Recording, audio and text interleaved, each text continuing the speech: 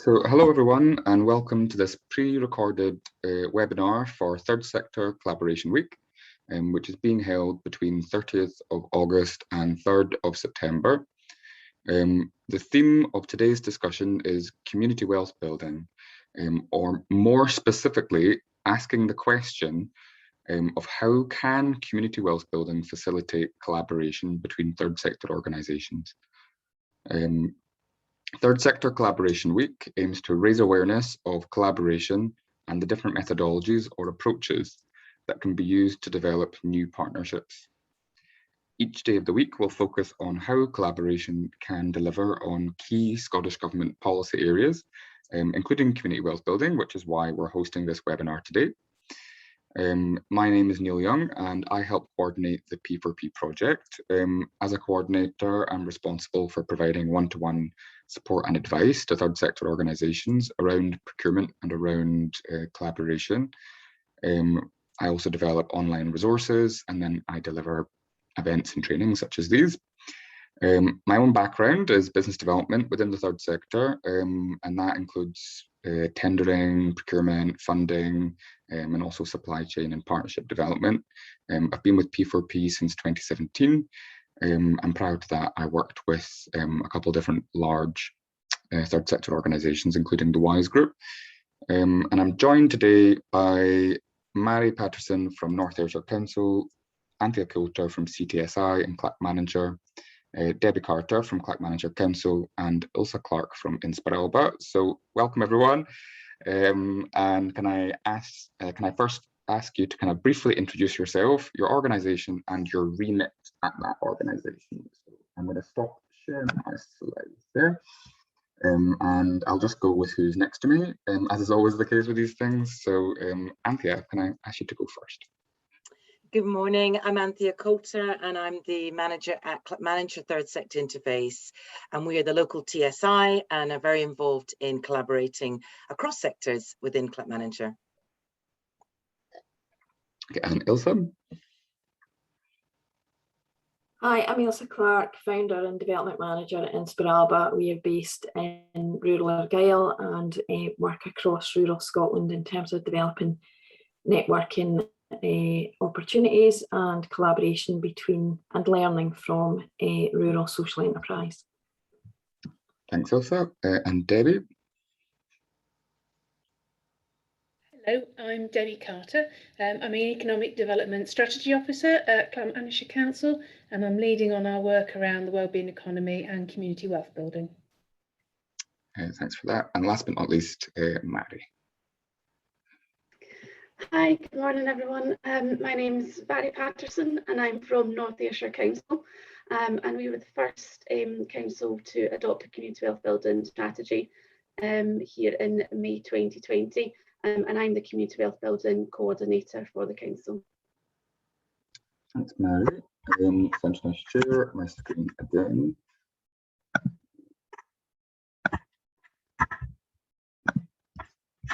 Do we all see that all right?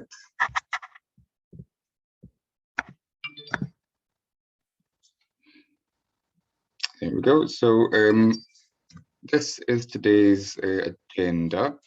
I'm going to start the session by briefly introducing community wealth building as a topic, and then going to hand over to Mhairi, who will do a brief presentation on the situation in North Ayrshire. After Mhairi, Anthea and Debbie will present on Clackmannanshire experience of community wealth building to give a different perspective. And following this, there will be a Q&A and facilitated discussion between attendees. So what is community wealth building? It's a term that's being used more and more, and there is an increasing focus of it on it at Scottish Government level. The Scottish Government is committed to exploring the potential for community wealth building as an approach for delivering inclusive growth across the country. And there are six key projects in development, including North Ayrshire and Clackmannanshire. It can be roughly defined as a people-centred approach to local economic development, which redirects wealth back to the local economy and places control and benefits of the economy into the hands of local people. It was developed initially by the Democracy Collaborative in Cleveland, Ohio, in the US, and it has since been championed by the think tank, the Centre for Local Economic Strategies, otherwise known as CLES. It is also sometimes known as the Preston model because of Preston City Council's success in introducing the approach in England. CLES defines community wealth building as including 5 main principles. These include plural ownership of the economy, ensuring that wealth generated is not owned by a small percentage of the population. Making financial power work for local places. So community wealth building seeks to increase the flow of investment by banks and financial institutions within local economies, rather than seeking to attract national or international capital. Fair employment and just labour markets. Community wealth building not only aims to improve employment opportunities, but also worker rights, for example, by promoting recruitment from lower income areas, inclusive employment practices, committing employers to paying living wage, and building progression routes for employees. Progressive procurement of goods and services by anchor institutions, which is of particular interest to P4P for obvious reasons. Anchor institutions are defined as large employers with a strong local presence in an area. So your typical example would be a local authority, health board, university or college, housing association, or perhaps a large private sector organisation.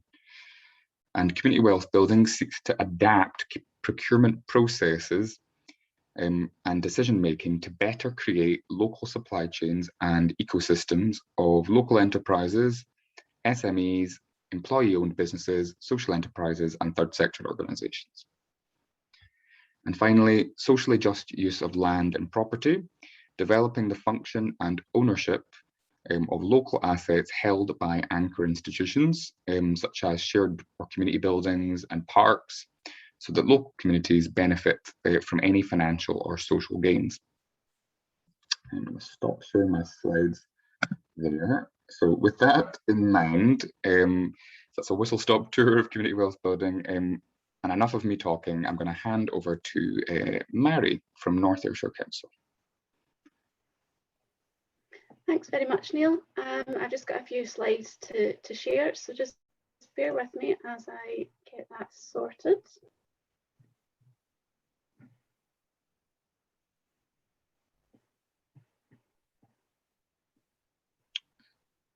Not seeing anything. It's just taking a little while to think about it, so bear with me. There we go.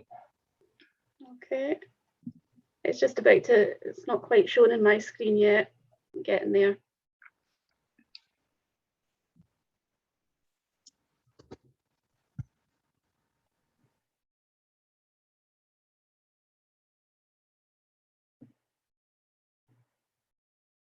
Sorry about this, everyone. Oh, that's all right. If bandwidth is an issue, sometimes you can, like, if you take yourself off on a video and everything, it kind of works a bit better, doesn't it? Or... Yeah, I think it looks as if it's taking myself off a video. It worked fine earlier. It's just I can't quite see where it is yet on the screen. And I can't see where we are in the slides. Hang on, doing something now.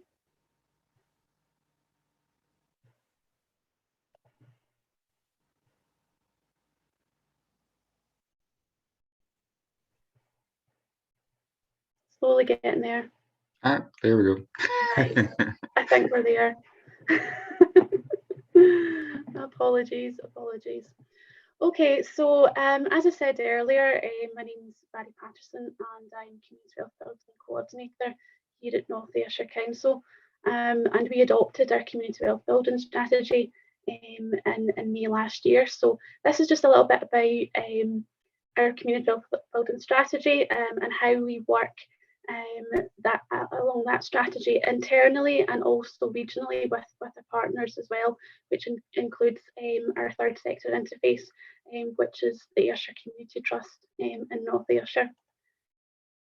So in terms of our journey to community wealth building, So it preceded 2020 by a few years, and it really came out of our inclusive growth diagnostic pilot with Scottish Government, which we did in 2018.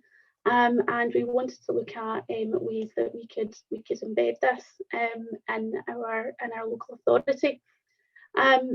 So we actually worked with CLES, so the Centre for Local Economic Strategies, in 2019, and we undertook a community wealth building diagnostic of North Ayrshire there as well. We also embedded our community wealth building approach in the heart of our council plan, our 2019 to 24 council plan, so that we were fully committed to undertaking community wealth building. And what that allowed us to do was allowed us to look closely at how we could deliver community wealth building as a local authority. And our work with CLES was really important in order to help us develop what became our community wealth building strategy. Also in 2019, we established a community wealth building commission, and that's a commission of local and regional anchor institutions. So Neil mentioned the role of anchor institutions in delivering community wealth building, and for us, those anchor institutions includes ourselves, health boards, NHS Ayrshire and Arran, Ayrshire College, Police, Scotland, Scottish Fire and Rescue, Scottish Enterprise, as well as our TSI, so the Ayrshire Community Trust as well. So they were all engaged in 2019. I'll come on to explain a little bit more about the work of the Commission and the activities we're taking forward there in a couple of slides time.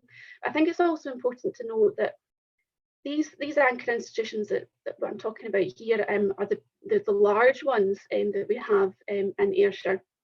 And those are the large ones because they're going to have the greatest impact on the local economy and how they do things differently, and how they keep that wealth as locally as possible.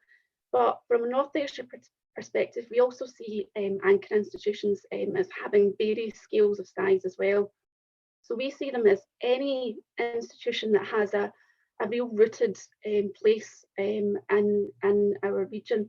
So that could include SMEs, community development trusts, social enterprises, any organisation which is rooted in place and has that real kind of place-based aspect to them, that can then influence the development of good quality jobs and redirect their local spend as well. So we see anchor institutions as being quite a kind of broad definition. So in terms of our community wealth building mission, that was about our ambition to enhance local wealth and the creation of fair jobs, maximise the potential of all our places through working in partnership with our communities and businesses. And so in the development of our strategy, we engaged in cross communities and internally and with our partners as well. And one particular activity that we undertook was called our stakeholder mapping exercise, where we worked with key internal delivery teams within the council and also our third sector interface to establish what would be our key roles, activities and areas of influence.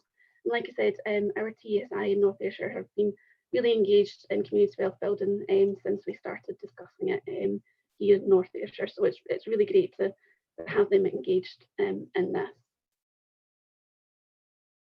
In terms of where our community wealth building strategy objectives lie, again, Neil has introduced the 5 kind of key community wealth building pillars, and our strategy is aligned primarily to those key pillars. So we've got 55 actions outlined in our strategy, which can be found online if you search North Ayrshire Council Community Wealth Building Strategy, you'll see it there. So we think it's really important to be focused on these pillars and what can be achieved through them. So we're really looking at the progressive procurement opportunities and engaging with a diverse range of businesses, which is particularly relevant to the discussion that we're having today. we're really interested in having third sector organisations collaborate, come together in order to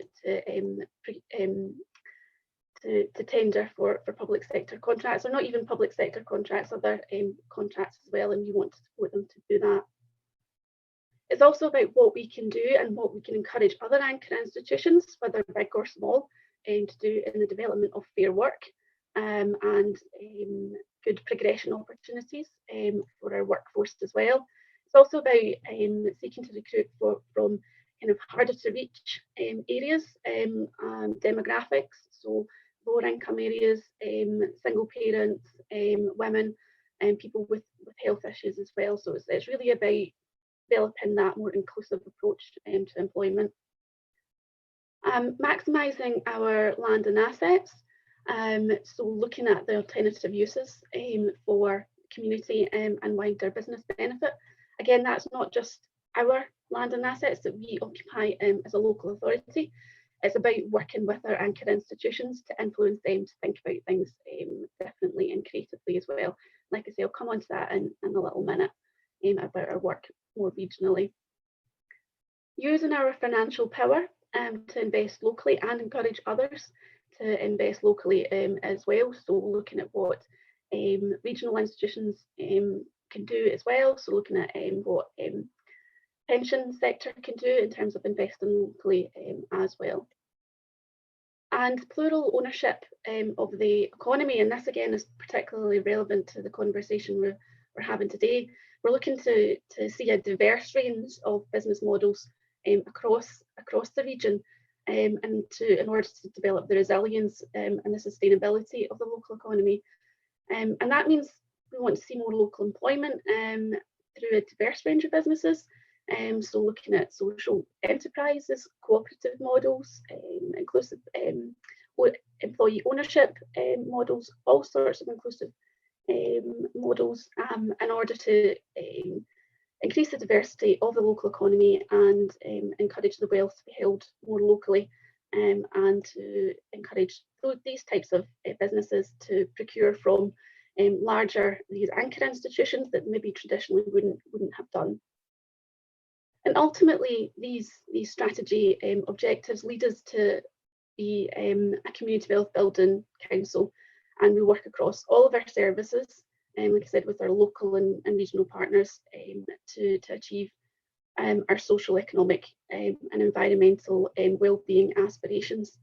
I should also note as well, in terms of we've got focus on our climate agenda as well. So we see climate action cutting across all of these pillars as well. So that should come as a focus in all of those. So for example, in procurement, we're looking at more local supply chains in order to support our net zero carbon emissions as well. So we want something that to develop a local economy that works well for people and our planet as well. So I said that I would just say a little bit more about our regional activities and how we work with our partners in Ayrshire, as well as our third sector interface. So the main way of us doing this is our Community Wealth Building Commission. Like I said, was established in 2019 originally, and at that point it was North Ayrshire led. However, we've also welcomed on the two other Ayrshire local authorities, so South and East Ayrshire, came onto our commission in summer last year, so it makes it a truly regional commission of the major anchor institutions in Ayrshire. And all of these institutions are committed to driving forward community wealth building and looking at how they can invest and spend locally as well, and support other businesses in terms of the opportunities that community wealth building provides. So in October last year, the Commission launched what we called our Ayrshire Anchor Charter, and you can see a little snippet of that here on the slides. And this charter is a statement which includes 16 pledges, which we've aligned across all of the 5 pillars of community wealth building, and our 6th pillar of climate action to bring that focus there as well. So we've currently got 7 commission members signed up to the charter, and hopefully we'll get more in the future. And one of those is our third sector interface, so the Ayrshire Community Trust TACT. And like I said, they've been really engaged partners since the beginning.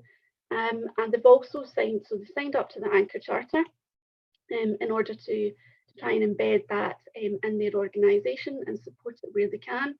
But they've also signed up to work with us on 3 work streams that we're taking forward at an Ayrshire level as part of the Commission. So we're taking forward at the moment 3 of the community wealth building pillars.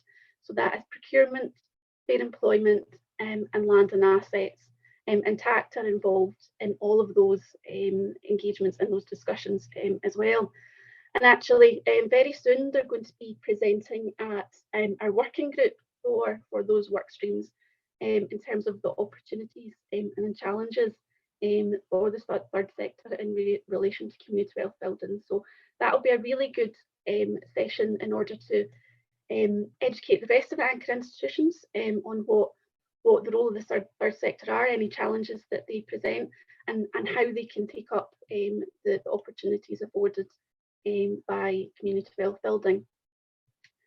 The other thing that I want to note as well about how we're working with our third sector, TACT, they have recently agreed to commission research to scope out the capacity of the third sector in North Ayrshire.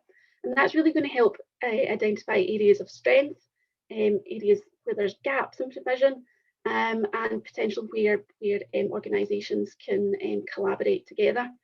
It's really going to be invaluable in helping us as a council to understand the sector capacity and scope, and what kind of support that we can give to support the sector to maximise opportunities of community wealth building and identify ways to overcome any potential barriers. And we can do this through our business development and support teams. We have new business advisors, which were invested into support our community wealth building strategy, that can work with the third sector as well in order to support them to tender for new contracts. And also one of the key objectives of this piece of research is going to be to identify potential collaborative endeavours and synergies and provision as well. So absolutely relevant to what we're speaking about here today, and hopefully once that research is undertaken, that we'll have lots of potential avenues to explore in North Ayrshire, and for the third sector to really get engaged. So we're really looking forward to seeing the outcomes of that research there. So I'm just going to finish up with a very kind of quick brief example of how we're keeping it local here in North Ayrshire and working across our procurement, local supply chains, and social enterprise. And one success story is our collaborative working between the council, Food for Life Scotland, and Woodside Arran, which is a local social enterprise on the Isle of Arran. And they all work together on a pilot project to bring locally grown and sustainably produced food and vegetables to school meals on the Isle of Arran. So that's been a key success story in our journey here, and it's these kind of things that we want to see develop more. And it's really important that we see procurement not as a barrier but as an opportunity for how we can be engaging a diverse range of businesses, and we want to encourage all enterprises to be think creatively about doing things differently. So to collaborate, engage with your local authority, with your TSI as well, to see where you can maybe tender for contracts that you maybe wouldn't have considered before, and work with other organisations to do that as well. We've also got a lot of more investment in our business development and procurement team, and we've got a procurement development manager who's looking across our procurement wave plans within the local authority, and we're engaging proactively with local suppliers to increase the visibility of what we've got coming up in the future, and working with them to ensure that they're tender ready. So we're really focused on increasing that visibility with our supply base, and working with them to ensure that they are ready to take that forward. So we really welcome the session here today with D4P about encouraging collaboration between third sector organisations. I think there's a whole lot of opportunities that the community wealth building affords, and thinking creatively and differently about how we take those forward. So I hope that's kind of given you a bit of insight into what we're doing here at North Ayrshire, and the work that we're going to be doing over the next few years to really get this embedded in North Ayrshire, but also Ayrshire wide as well. So thank you very much. I'll just stop sharing my slides in a second. Thank you very much, Mhairi. I thought that was really interesting, especially the stuff around like Food for Life and the kind of local food supply chain. I've been kind of aware of that for a few years through some of my engagement in the past with the Soil Association. So that was quite interesting to hear. So we're now going to hear from Anthea and Debbie, who are going to speak about Clackmannanshire's experience of community wealth building. So I'm going to hand over to your capable hands. That's lovely, thank you, Neil, and thank you, Mhairi, for that. That was really interesting. And I'm going to have the same problem sharing my screen, I think. Just bear with me, please.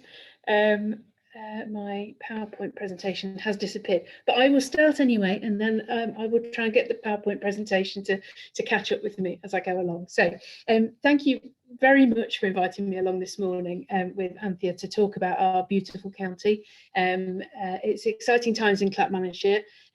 We had the 10-metre moving puppet storm come to visit Alloa on Saturday, and that was a really exciting event, and I think says a lot about Clackmannanshire and where it's going. Clackmannanshire has had and continues to have its struggles, like lots of places in Scotland. It was really badly hit by industrial decline in the sort of late 80s, early 90s, and just has never really recovered in terms of its economy, in terms of its levels of jobs and employment, and the businesses we have. And we also have significant issues in Clackmannanshire around gender inequality. Our women, those who are working, are particularly low paid, and we have particularly high levels of unemployment, and that obviously has knock-on effects for the whole of Clackmannanshire. It has knock-on effects on families and the whole community. So our priorities in Clackmannanshire are about delivering more businesses, delivering more jobs, and delivering better gender equality. And the reason we're so excited about community wealth building is the different approach it gives us to try and tackle that. We are very mindful of, more traditional economic approaches where, we could spend a fortune on delivering a swanky new fully serviced business site, but that doesn't necessarily bring the kind of change that we want. We don't really want to have something like a big international corporate business come in and not necessarily pay great terms and conditions, those kinds of things. So that's where the power of community wealth building lies for us, in its ability to change the system, and its ability to change the system in a small, incremental way. So it gives us a really important strategic lens through which to view everything that we do, through looking at all 5 pillars. So any development work, any transformation projects we're taking forward now, we look at with a community wealth building lens and see how can we deliver that across Clackmannanshire in a way that will bring us local prosperity, and local prosperity for our residents. So we were really delighted when we were invited by Scottish Government to participate in a wellbeing economy project, which is ongoing.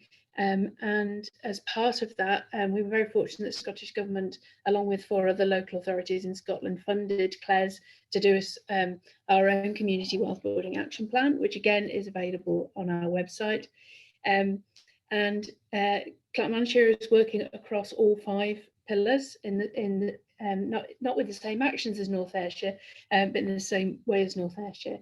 I think what is particularly exciting is that the approach has been enthusiastically adopted both by the council across all political spectrum and by our community planning partnership, the Clackmannanshire Alliance. So the Community Wealth Building Action Plan has been agreed by both the council and by the Clackmannanshire Alliance, and that was just in December last year. And clearly our third sector interface and Anthea as lead of that are a key part in that partnership. And we are in the process of putting together our anchor organisation. We just sent out invite letters last week, so we're hopeful of a positive response to that, and it includes all the organisations that Mhairi mentioned, that will be embedded in our community planning partnership structure. So it isn't going to be something that sits outside of all those structures. It's going to be something that's actually part of how we plan and deliver our strategy across Clackmannanshire, which is quite exciting. In terms of the third sector, Anthea is going to talk to you in a moment about a really exciting project that really demonstrates the strength of that collaboration between the third sector and between public sector and other partners within Clackmannanshire, which is currently being delivered.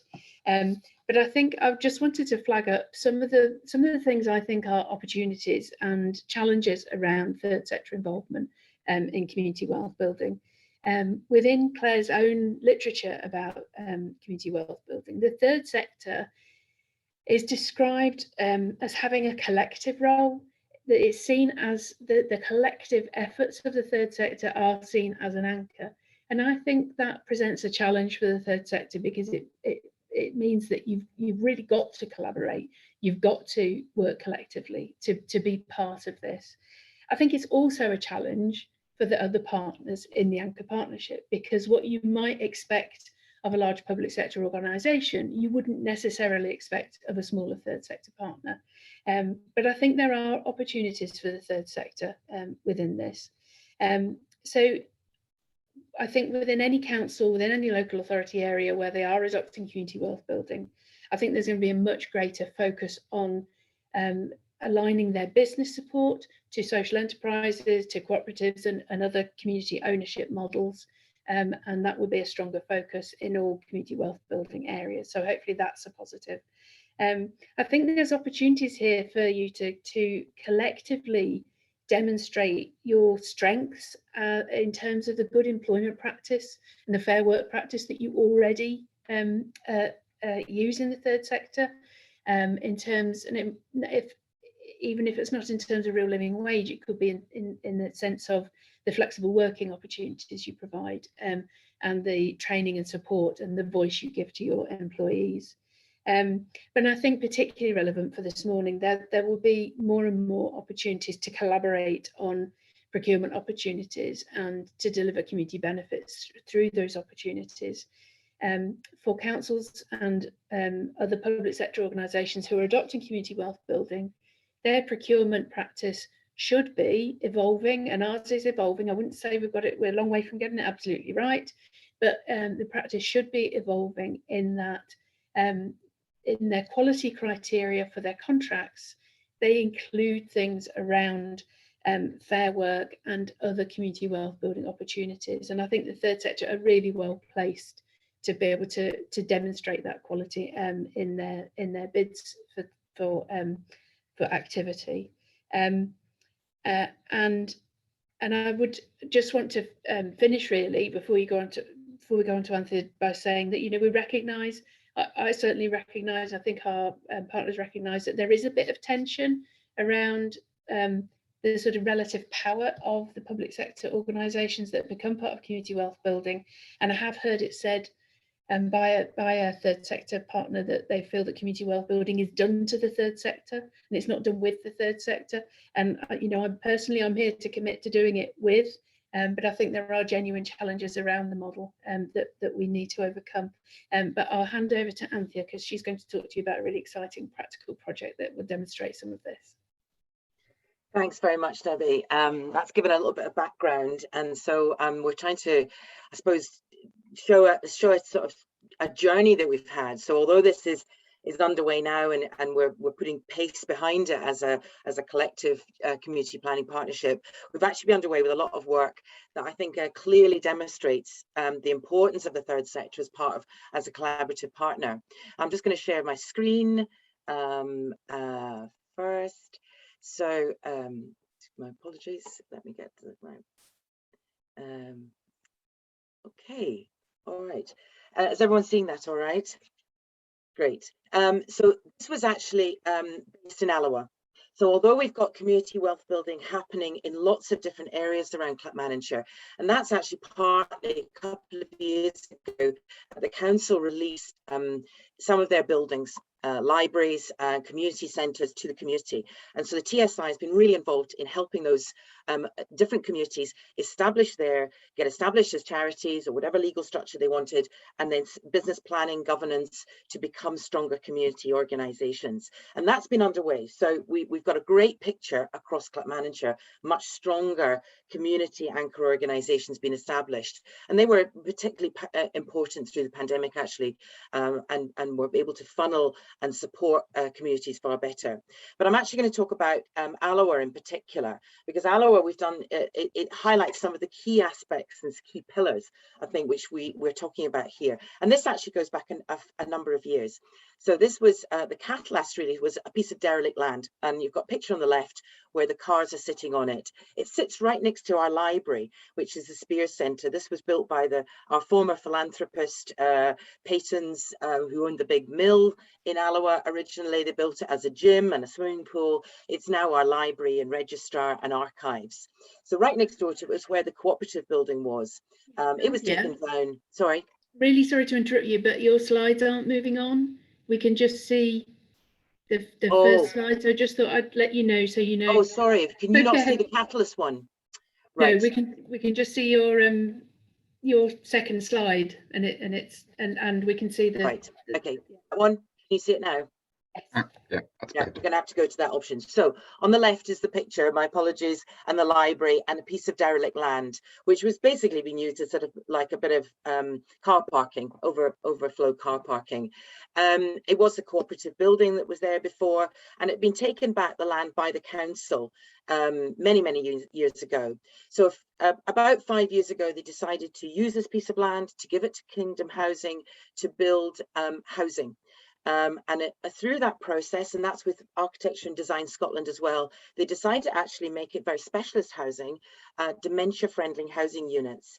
And this is all underway at the moment. This is the building on the right. You can see what it's going to look like, and it's going to be open in March 2022. But you can imagine, you bring between 100 and 120 people into the middle of Alloa. They're older people.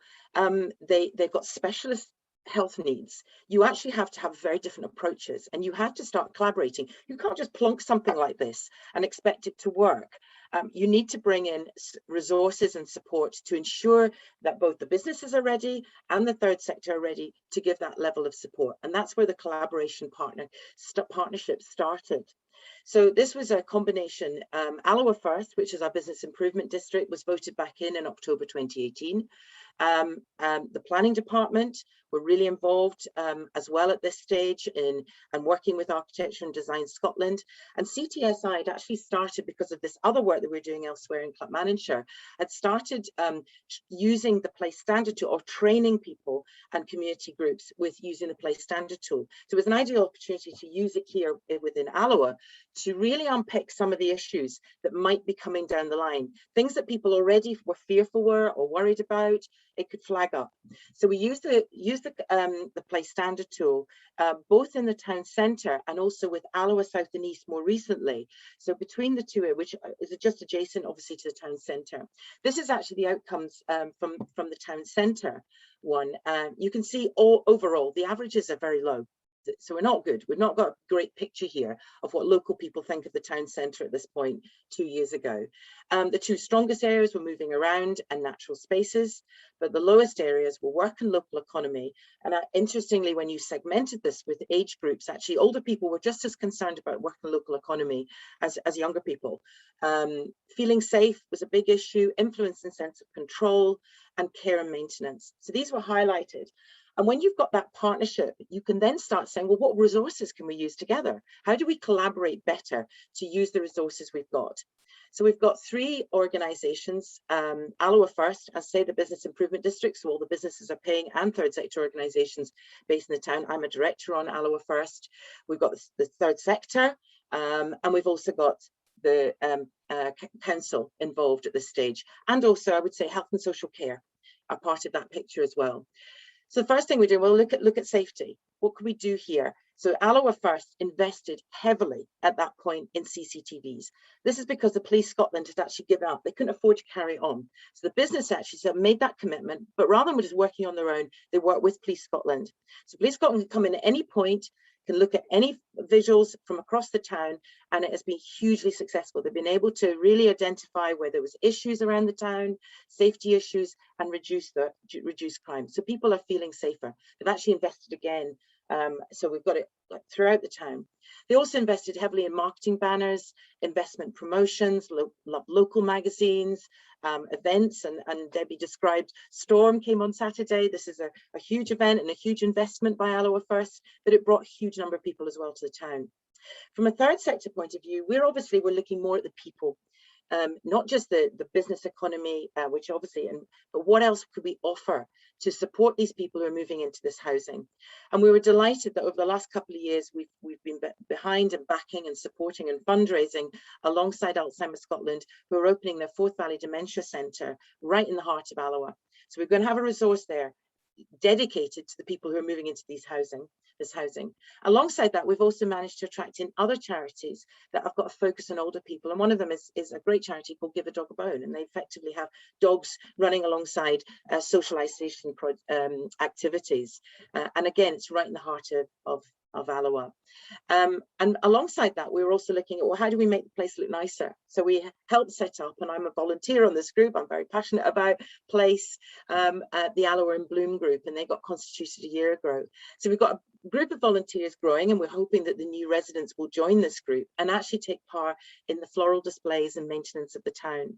And we've got Keep Scotland Beautiful coming on Wednesday for the first time in about 5 years, so very stressful for me at the moment on that point.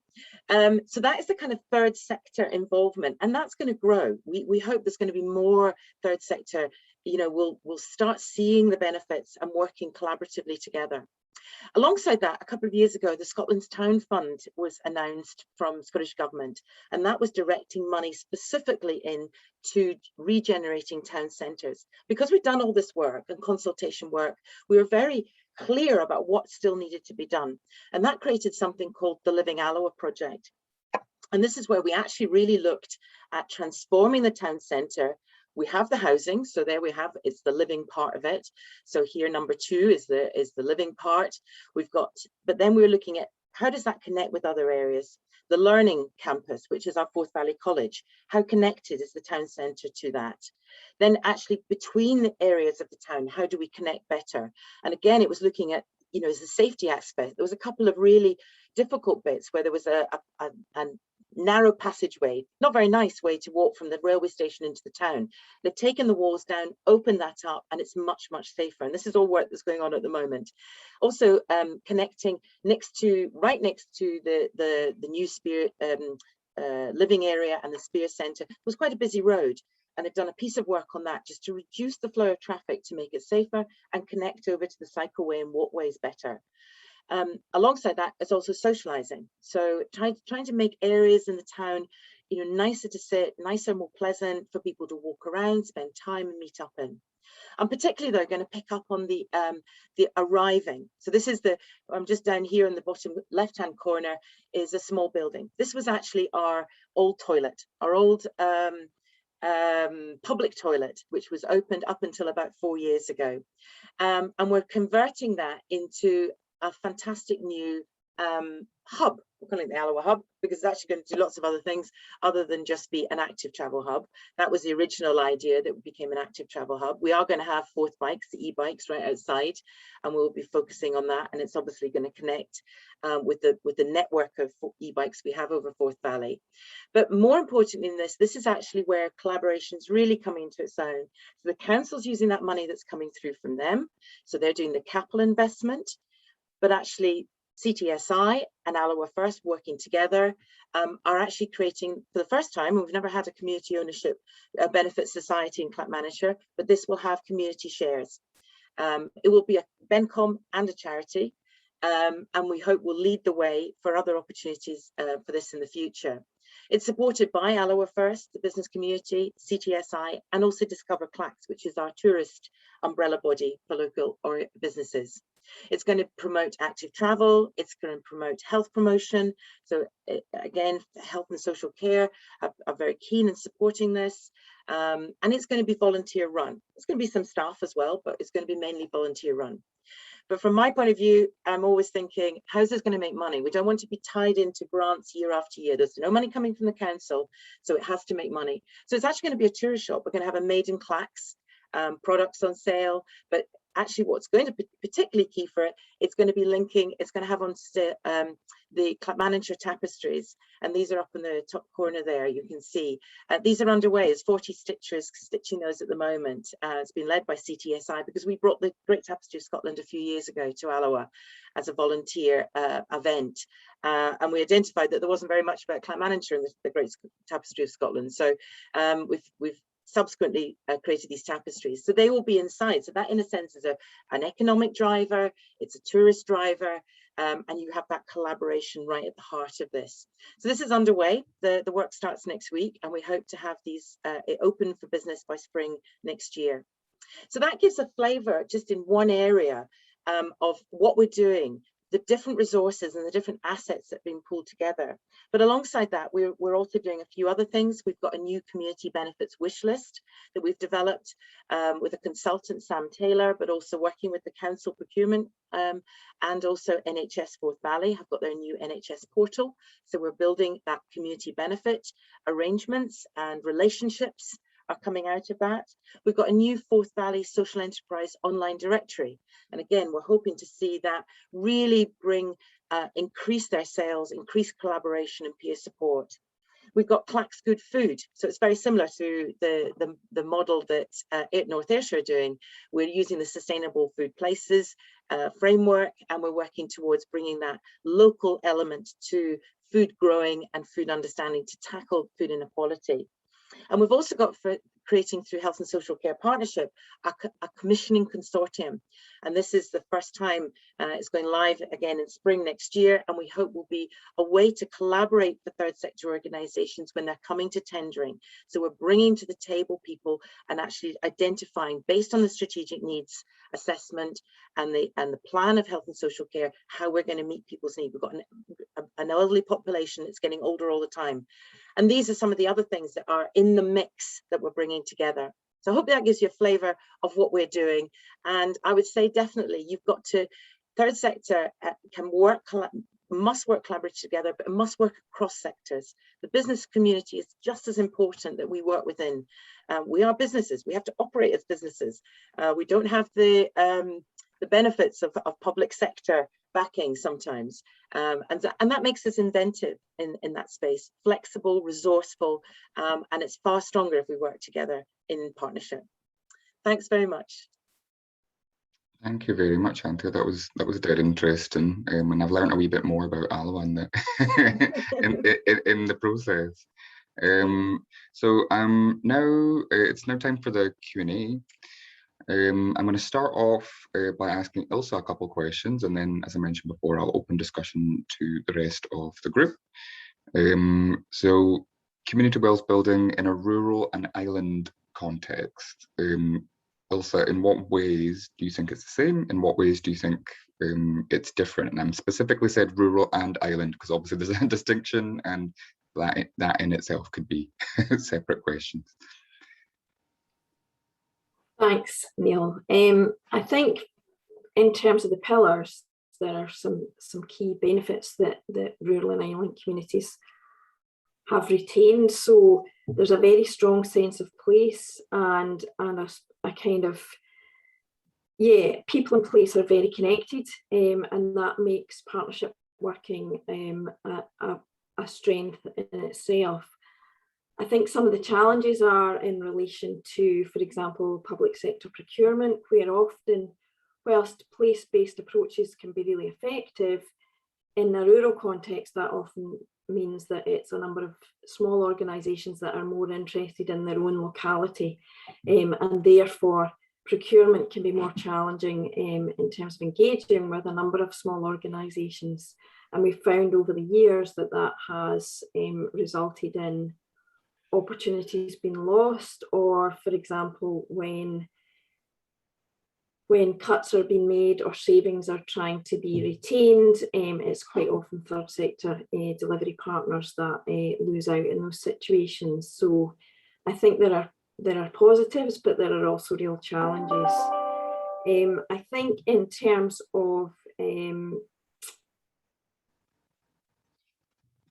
making the economy work for local places, or making local places work for the economy, I think the community land sector has a huge amount of learning to be gained from, particularly given that that has driven different approaches to economic development, where communities have made decisions on development activity and how to better generate income that serves the community more widely. So we have a whole range of activities, from renewables to leasing of premises, to taking on different businesses within community-owned areas that have a very different approach, with the community driving them often. So I think, again, that's a really useful area to learn from, and that lends itself to socially productive use of land and property, where there are some really incredible examples from across Scotland. So that's just a few examples to kind of lead into that discussion. But yeah, I would say there are pluses and minuses, but the strong sense of community is certainly one to build from. And I think that was really evident over the past kind of 18 months, where that focus on wider community benefit saw many organisations, third sector organisations, step away from their kind of traditional activity to just ensure that communities' needs were met in terms of some of the challenges we've faced more recently.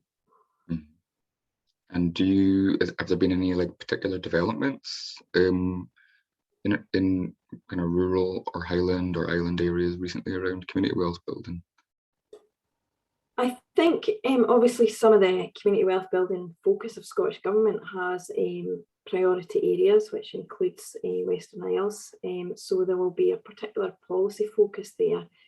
I think there's quite often that policy focus is kind of driven from a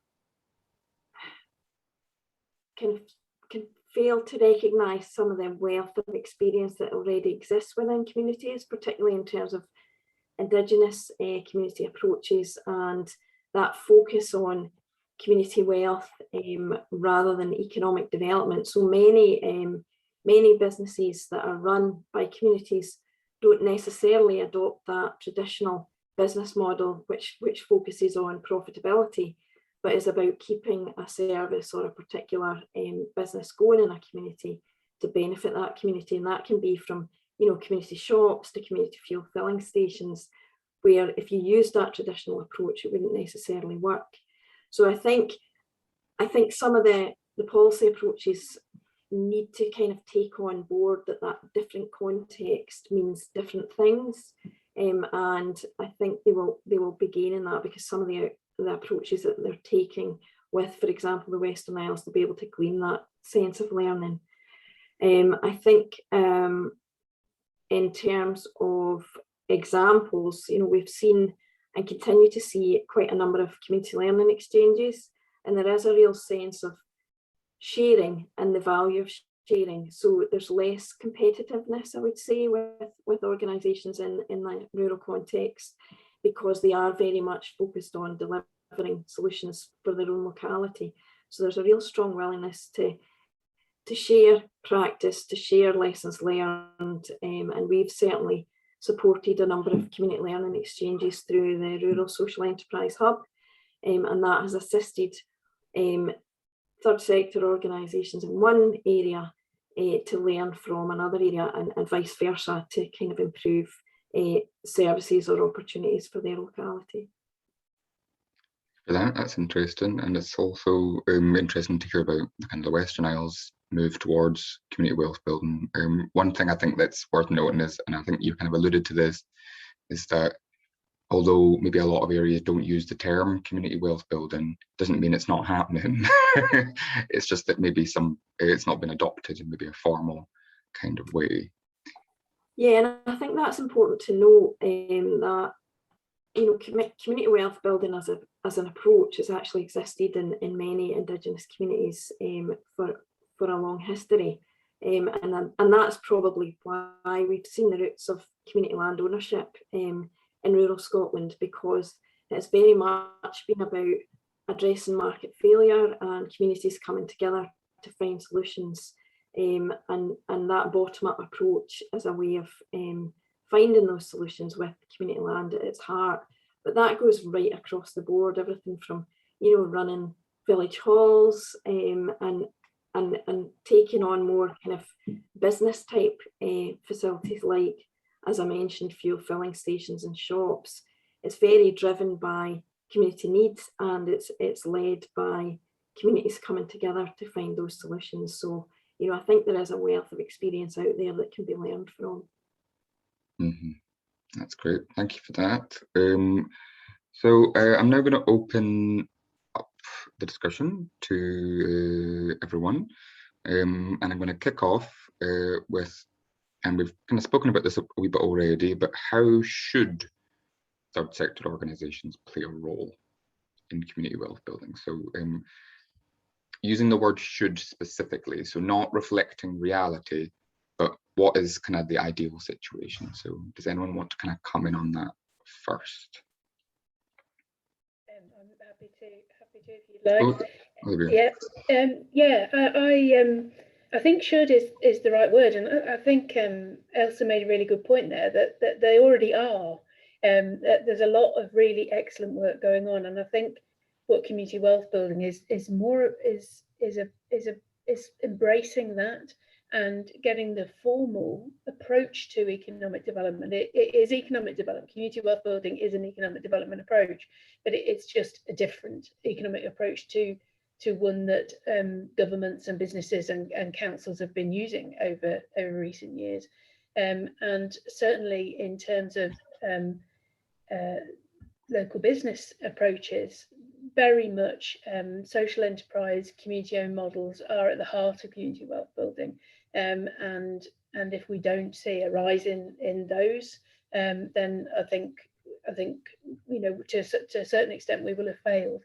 And I think what we're trying to do as a council and as a community planning partnership is help support the conditions that enable that to happen to a greater extent, and to be much more creative about how we use our land and assets and how we use our finance to be able to stimulate that. But it is absolutely building on really good practice that already exists. Okay. Mhairi, is there any kind of lessons to be learned from the North Ayrshire approach? Because I know obviously North Ayrshire gets badged up as like the first community wealth building council, so you've kind of been ahead of the game, I suppose. Yeah, I absolutely agree with what Debbie said, and it should be stimulating collaboration between third sector organisations. It's about reimagining how our economy works, and doing it for the benefit of our local areas. And like I said in my presentation. Mhairi, I think we lost you there.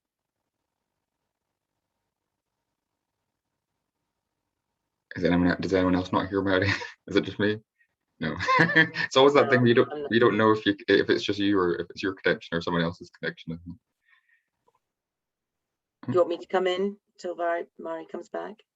Yeah, go for it. Yeah, I think Ailsa's point actually was really valid, actually, that, you know, so many communities in rural settings have been getting on with this to some extent because they've got needs and they have to respond as communities to their needs.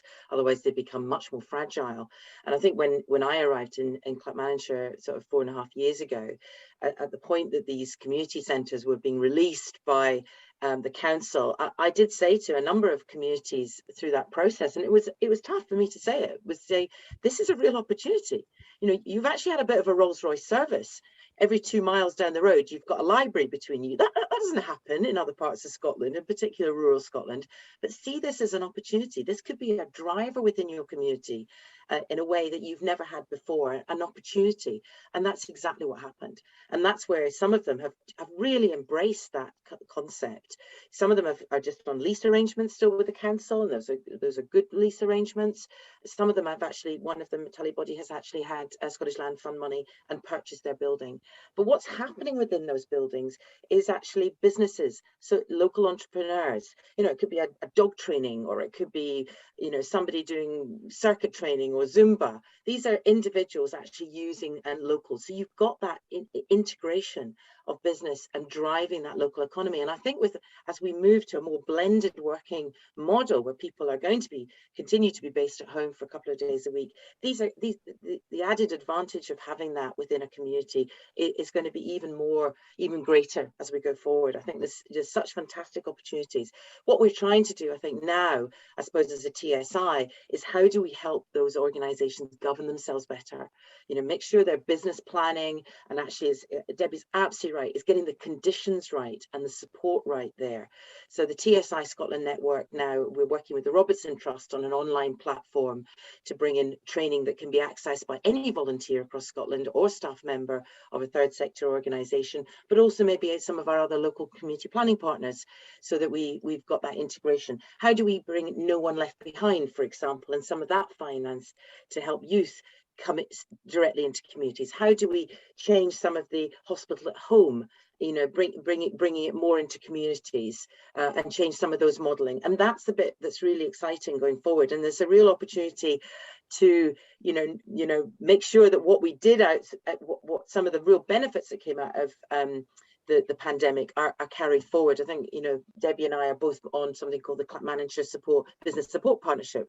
That came out, it was a weekly bulletin to produce information and get information out to didn't matter which sector, it was just the business sector, anybody who was employing staff through the pandemic. And that's continued, you know, afterwards, and we're now meeting, and actually Debbie's very cleverly bringing that group now into the community planning partnership and tying it right in with that community wealth building. And that's what's really critical, yeah, going forward. So the third sector needs to work together and become stronger to make sure that our voice is being heard and that we're getting the things that we need to create the conditions that we need, you know, to drive the economy. And that's what we have to drive the economy forward. I think it's really collaboration that does that, by coming together. You've got a stronger voice. Yeah. So, and moving on to another question, are there kind of lessons to be learned from community wealth building approaches outside Scotland? So during Collaboration Week, we've got a whole day focusing on international, because we recognise that we don't know everything. And it's useful to look out with our own borders, whether that's in England, whether that's in Europe or outside Europe. So, for example, one of the case studies that we'll be featuring during the week is the Finnish partnership table model. So this was, we became aware of this through Ailsa and her team, and it specifically looks at rural challenges, and we're quite interested in that model.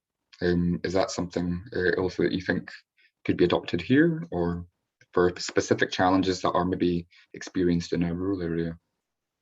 I think looking beyond your own borders is really important. I think, you know, quite often we live in our own world and we think, you know, everything that we're doing is really groundbreaking, and that can be the case sometimes, but often by just changing your perspective, by reaching out more broadly, it can give you a different sense of what actually is, and different opportunities to learn. And that's something that we've certainly found. We've worked collaboratively with partners across Europe for the past 2 years, developing tools and resources for rural social enterprise. And by working with partners in Estonia, Romania, and Finland, you know, those different kind of socio-political contexts give you a different view of what works and what doesn't work. But by bringing that learning together collectively, we've been able to kind of look at, and I suppose it is more of a community wealth building approach to social enterprise, because I think traditionally we've always looked at social enterprise as kind of business with a social impact. But actually, if you look across Scotland, where a significant proportion of social enterprises in rural communities, quite often it's community first and business is the solution. So we've been able to use that kind of different view, working with our partners across Europe, to develop these tools and resources. And that includes everything from, you know, community engagement, networking and partnerships, right through to kind of business planning and measuring social impact. And I think, you know, by taking that broad view, then it gives you those range of skills that are really important in terms of community-led enterprise, which I think has to be at the forefront of community wealth building. Thanks for that. Does anyone else want to come in around looking out with Scotland? Are there lessons to be learned? So maybe even from England, like Preston and Manchester, is there anything to be learned from their approach to community wealth building, you think?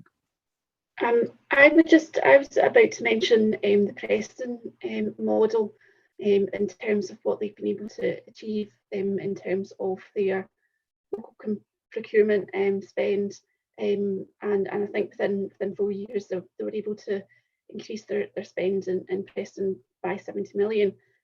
So I think that's a huge achievement and something to aspire to. And I know that they did primarily focus on procurement as the main sort of approach to community wealth building that they adopted. I think also another example that really speaks to kind of plural ownership and a diverse ownership model is examples in Cleveland, Ohio, in North America. Again, another city with lots of post-industrial challenges. But they used a model that looked to develop local cooperatively owned businesses, and they've got 3 that are quite well-known examples.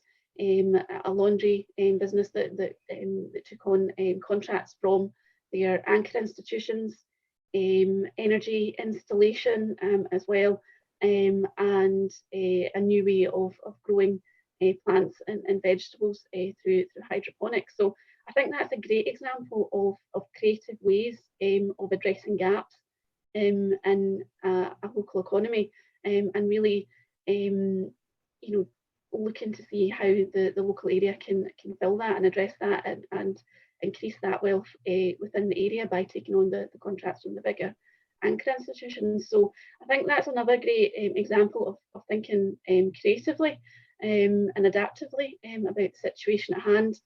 And I guess apologies again for getting cut off earlier, but I really think that a huge opportunity is for the third sector to think about what they have in the local area, what their strengths are, individual organisations, and what the gaps may be, and the opportunity to work together with other organisations there to address those gaps and really strengthen the opportunity that they can take up the community wealth building aspirations of a local authority to increase that diverse business base and supply chain, and really take those forward, those opportunities.